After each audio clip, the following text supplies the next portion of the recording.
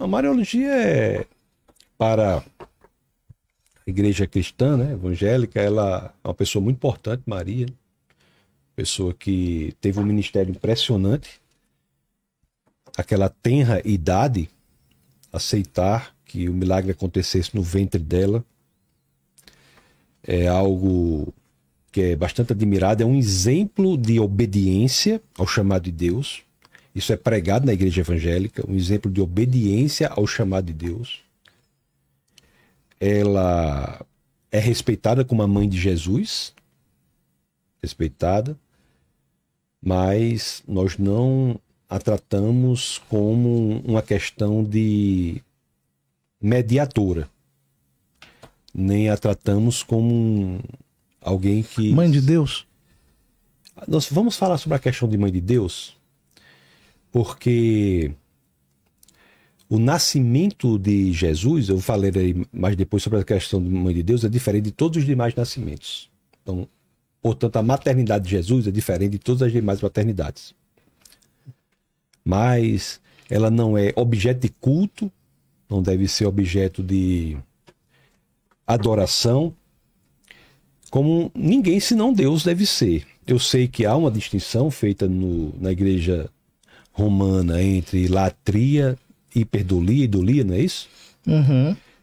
Que a hiperdolia é dirigida a Maria e a dolia é dirigida aos santos e a latria só a Deus. Eu entendo que é uma agressão muito grande a Deus defender que nós devêssemos adorar alguém senão ele. Inclusive é claramente um mandamento que está nas Escrituras. Mas o que eu gostaria de saber do padre é que o catolicismo popular me parece que há um comportamento divergente com o que ensinam os intelectuais da Igreja Católica. Nós vemos pessoas se dobrando às estátuas, e podemos entrar aqui até na questão dos santos, se assim quiser. Vemos pessoas colocando rosas aos pés das estátuas, vemos pessoas pedindo coisas que seriam executadas pelos santos e por Maria. Então, não há uma disparidade e uma divergência muito grande entre o que se prega teoricamente na Igreja Romana e o que se exerce na prática. E me parece que esse é um fato. E sendo um fato, por que a Igreja não ensina o contrário? Por que a Igreja diz que, olhe, você não deve se dobrar a uma estátua, você não deve se curvar a uma estátua, você não deve pedir algo para que os mortos atendam. Então, não há uma divergência entre o teórico e o prático? Não há. Mas assim, acho que a gente tem que proceder por ordem. O senhor acredita que Maria é mãe de Deus? Quer que eu responda? Na humanidade de Jesus, ele não tem pai. Ele tem mãe. Quer dizer, ele tem pai, que é Deus. E na divindade de Jesus não tem pai humano. Na humanidade de Jesus não tem pai humano. E em sua divindade, ele não tem mãe. É interessante. A humanidade de Jesus se dá no ventre de Maria. Agora, há nascimentos miraculosos das Escrituras. Mas em todos os demais nascimentos miraculosos, há a participação do homem e da mulher. No caso de Maria, não. No caso de Jesus, não. No caso de Jesus, não. Então, Maria é mãe de Jesus. Agora, não é que Deus passe a existir em Maria. João, no capítulo 1, no verso 1, combinado com João, no capítulo 1, no verso 14, deixa claro que o milagre da encarnação é quando o Logos vem e encarna no ventre de Maria. É interessante, e aí vai uma mensagem que eu acho relevantíssima, porque isso é feito em Nazaré. Nazaré é uma cidade que não é citada no Antigo Testamento, nem na literatura intertestamentária. Era uma cidade que não era importante economicamente de nenhuma natureza. Vamos, a gente tem que se concentrar. Então, em resumo, na definição. Em resumo, Maria não dá origem a Deus. Mas isso é evidente. É evidente. Mas ela é mãe de Deus ou não? Depende do que o senhor quer dizer. Porque se você disser que é mãe de Deus, me parece que está perguntando se Deus vem de Maria. Deus não vem de Maria. Deus é o Logos. É o Logos que existe desde sempre. Veja bem, a gente precisa entender exatamente o que a igreja está querendo dizer quando diz que Maria é mãe de Deus. O senhor crê na doutrina da união hipostática. Sim? Sim. Como todos, se aceita o concílio de Calcedônia, o concílio de Éfeso, sim. Traduz pra gente, padre. Ou seja, há em Cristo uma só hipóstasis. Hipóstase significa pessoa. Tá. Essa pessoa é divina. Eles são 3. Não. É a segunda pessoa da Trindade. Tá. Mas em Cristo há uma só hipóstase. Essa hipóstase é divina. E ele tem duas naturezas. Jesus é 100% homem e 100% Deus. Essa afirmação, ela é complicada, mas... Essa afirmação, eu vejo as pessoas falando isso. Ontem mesmo eu vi um vídeo de um evangélico dizendo: para nós, Jesus Cristo é plenamente homem e plenamente Deus. Mas tem que tomar um pouco de cuidado, porque ela é uma cristologia meio de baixo, essa daqui. A doutrina das Escrituras e da Igreja... A cristologia de quê? De baixo? De baixo. Cristologia de baixo. Quer dizer, você pega as categorias cristológicas e as interpreta de baixo para cima. Né? Diz que o seguinte: Jesus é uma pessoa divina que tem uma natureza humana. E isso é fundamental, porque se ele não é uma pessoa divina, ele não pode salvar. Sim. E se ele não tem uma natureza humana, ele também não pode salvar. Eu diria assim, se ele não tem a natureza humana, ele não poderia ter pago o preço Isso. pelos nossos pecados. E se ele não é divino, ele não pode salvar. Exato. Só que veja... Só para o tempo um pouquinho aí. Deixa eu ver se eu entendi. Se ele não é divino, ele não tem o poder para salvar. Se ele não fosse homem, ele estaria roubando no jogo, porque ele não passaria o sofrimento que um humano passaria. Ele não teria como pagar o preço que cabia à humanidade.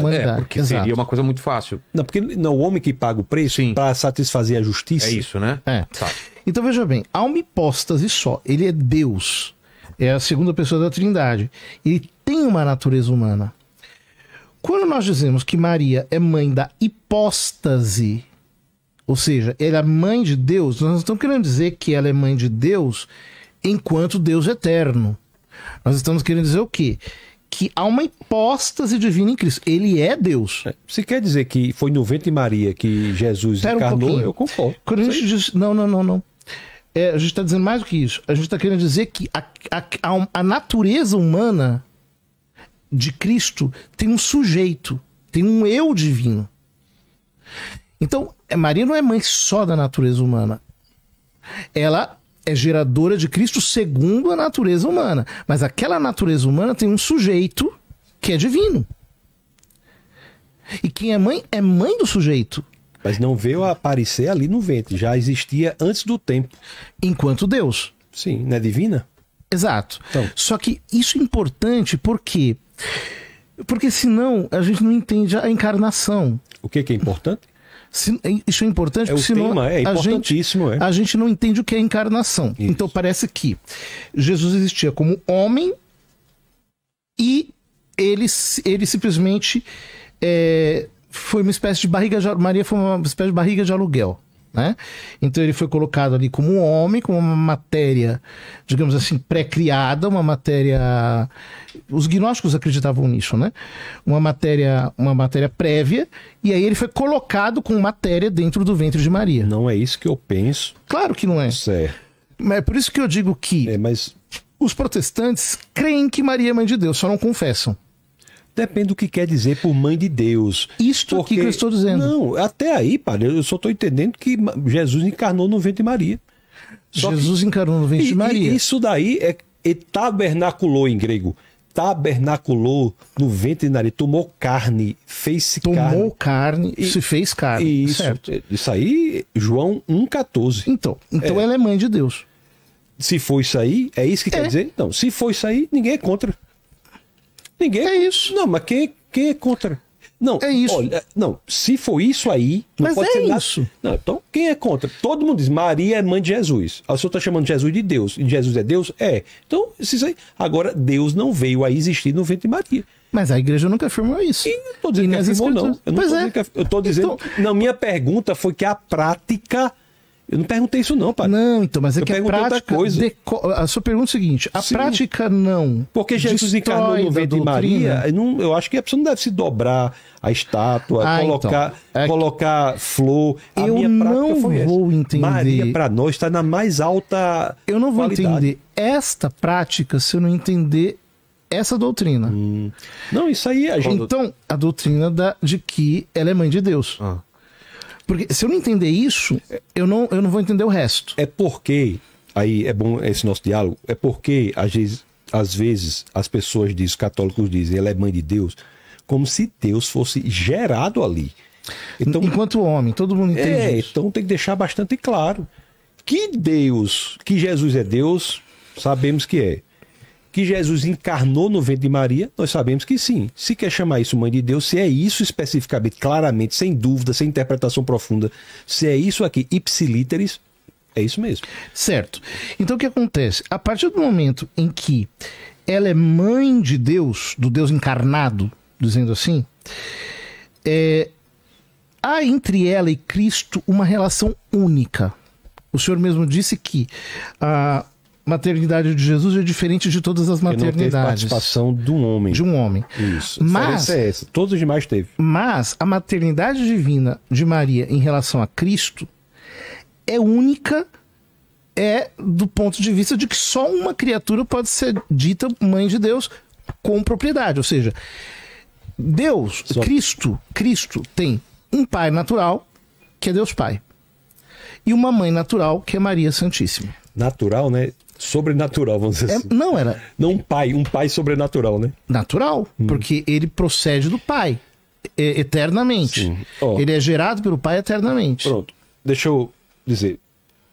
Se a definição de ser mãe de Deus for que Jesus encarnou no ventre de Maria, isso está em João 1,14.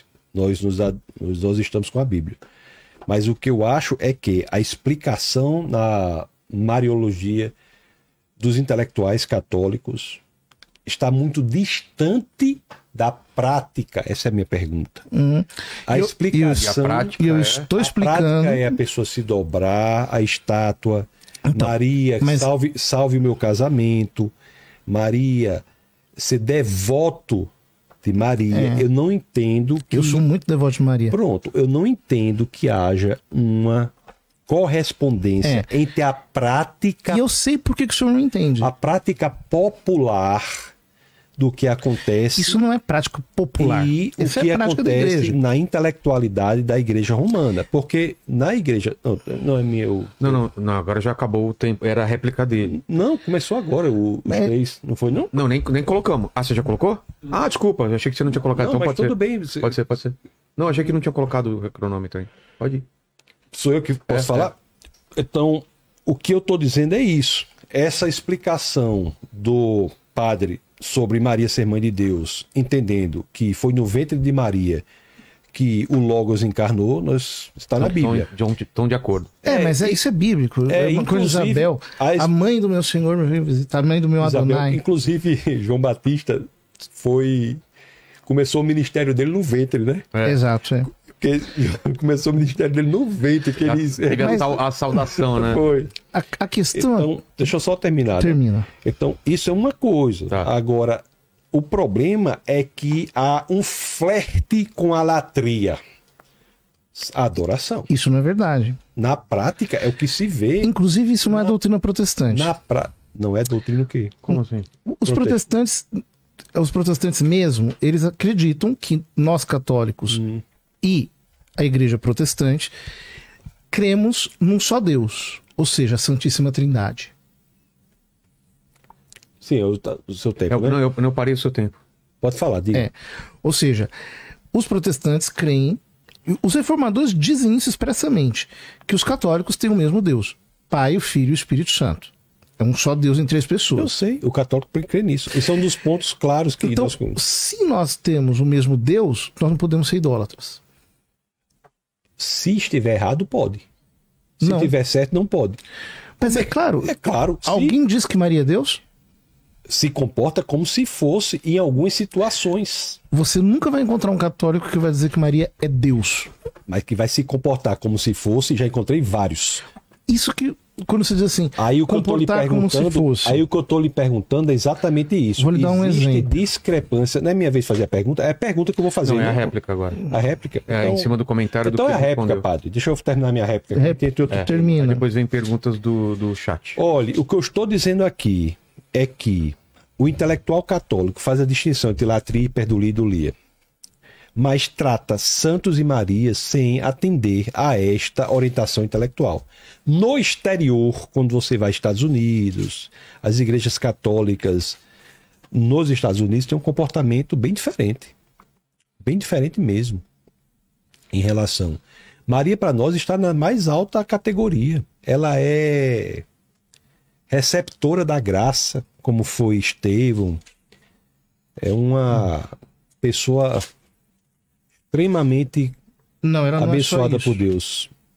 Podemos ir para outro tema ou quer... Vamos amarrar, acho que precisa amarrar isso. Quer amarrar isso? Então vamos lá. Precisa amarrar. Então, sem tempo, os dois podem comentar e depois a gente vai para a pergunta do certo. chat. O padre comenta, depois eu comento e a gente vai para o próximo. Tá, a gente tem que amarrar as coisas. Então, veja, quando a gente diz que Maria é mãe de Deus, a gente está dizendo que ela tem relações exclusivas do ponto de vista... Só ela é mãe do Deus encarnado.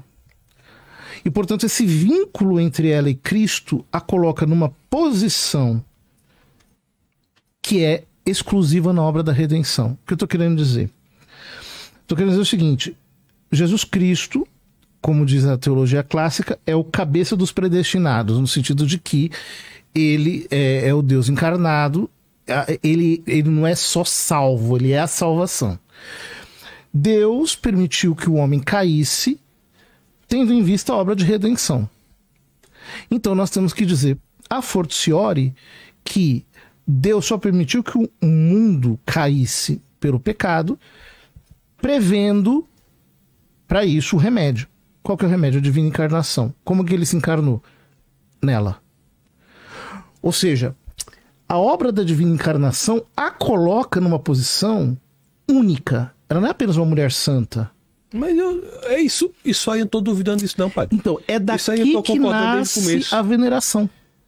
Sim, mas o que eu estou dizendo simplesmente, eu acho que qualquer pessoa que está assistindo vai dizer que alguns comportamentos de alguns católicos, eu estou até considerando que o ensinamento do romanismo é correto. Eu estou dizendo que alguns comportamentos são discrepantes em relação a esse ensinamento. E que, na minha opinião, eu não entendo por que não há um ensinamento mais veemente, mais forte, para trazer ao que é correto essa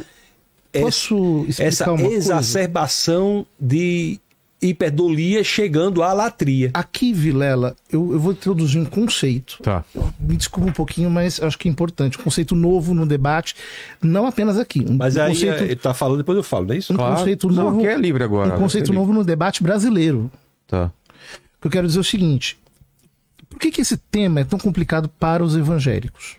Não, por um motivo. Estamos aqui como dois intelectuais, não tenho nenhuma dificuldade extra. Eu estou concordando com quase tudo que o senhor está dizendo aí. Certo. Eu acho que o senhor não está entendendo o que a gente está conversando. Porque tudo que o senhor disse aí, eu concordei. O que foi que eu discordei? Nada, praticamente. Então por que é complicado para quem é evangélico? Porque a gente está concordando. O senhor disse o seguinte... A parte de ajoelhar para uma imagem. Não, mas, sim, então daí. Por que... Então é para se ajoelhar? Diga assim, ó, pessoal, é para se ajoelhar na imagem. Diga assim, é isso ou não? Eu vou dizer o porquê que isso é complicado na mente evangélica. Mas você não sabe se é para ou não? É para ajoelhar ou não é para ajoelhar? Pode ajoelhar, não tem problema nenhum. Pronto, aí não tem a ver com a intenção, é isso? Não, é que o conceito de adoração para os evangélicos... ele é exclusivamente louvor, prostrar-se. Para o catolicismo, adoração, o ato supremo de adoração é um sacrifício. É como no Velho Testamento. Ou seja, você só sacrifica para o Deus verdadeiro. É por isso que é tão importante no catolicismo o que nós chamamos do santo sacrifício da missa. Porque esse é o ato supremo de adoração. Que é a adoração no sentido máximo, porque é a adoração de Deus Filho encarnado a Deus Pai. Sim, mas isso aí é a adoração de Deus para Deus, na qual nós somos associados pelo sacrifício da missa. Não estou falando disso não, padre. Está falando da questão de se dobrar. É importante porque... Se dobrar, devoto de São João, devoto de São José. Evangélico, isso pode. Para o evangélico, a adoração significa isso. É você se dobrar, é você louvar, você estender os braços. Para o católico, não. A adoração, em primeiro lugar, é sacrificar. É outra coisa. E qual é o sacrifício que está vendo? O sacrifício da missa. Não, eu estou falando disso não. O senhor está falando de que assunto? Eu estou falando desse assunto. Não, eu estou falando da pessoa, eu repito, desde o começo. Estou falando que, se é assim, por que uma pessoa vai colocar flores no pé da estátua de um santo? Por que vai se dobrar? Isso é catolicismo? Isso é romanismo? Isso é catolicismo, mas isso não é adoração. É o que isso aí? Isso é dulia, é veneração. A adoração para nós é o ato supremo do sacrifício, é o ato número 1 do sacrifício. É a missa, entendi. Então a adoração é só a missa. Então, as outras a missa não são. E o que diz respeito ao culto eucarístico que entra na mesma dimensão.